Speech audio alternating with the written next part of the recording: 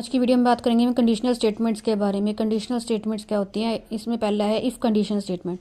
The if statement is the easiest method for making a decision in the Python.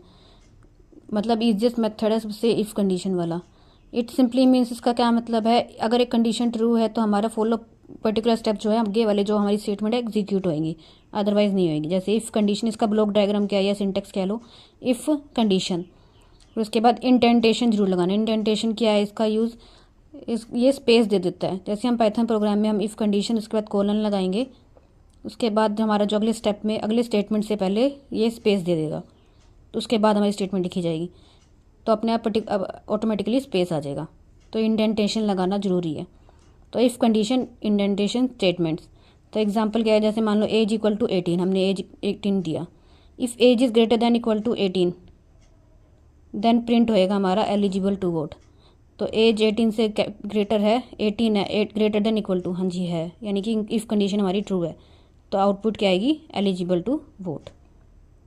Execute तभी होएगी अगर if condition हमारी true है। If else condition statement क्या होएगी, if we need the else part because when the if condition is not true, तो हमें कुछ एग्जीक्यूट करवाना पड़ेगा ना।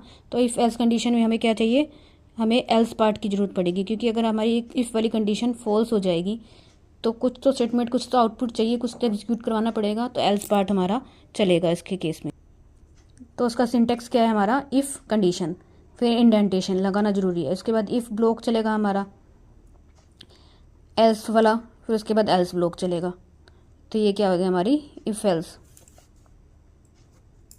यानी कि इफ़ कंडीशन, उसके बाद हमारी स्टेटमेंट आएगी। अगर कंडीशन ट्रू है तो वो स्टेटमेंट चलेगी। एल्स, अगर ये कंडीशन फॉल्स है तो डायरेक्टली हमारा पॉइंटर कहाँ जाएगा, एल्स वाली जो स्टेटमेंट, यहाँ पे जो स्टेटमेंट आएगी उस पर। तो इसका एग्जांपल हम इससे बना सकते हैं, पेपर में एग्जांपल भी लिख के आना है। उसके बाद है if elif else conditional statement.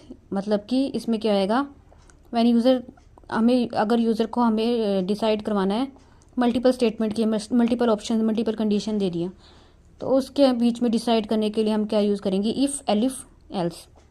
तो इसमें क्या आएगा, इफ़ कंडीशन, फिर उसके बाद इफ़ ब्लॉक वाली, यानी कि इसकी स्टेटमेंट हमारी आएगी। उसके बाद एलिफ, अगर ये कंडीशन ट्रू नहीं है तो ये हमारी ये उसका ब्लॉक आएगा, अदरवाइज़ ये इफ़।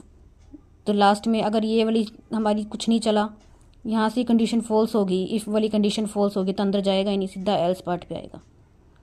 तो ऐसे के लिए बना, जैसे ये फ्लो डायग्राम, फ्लो चार्ट बना हुआ है।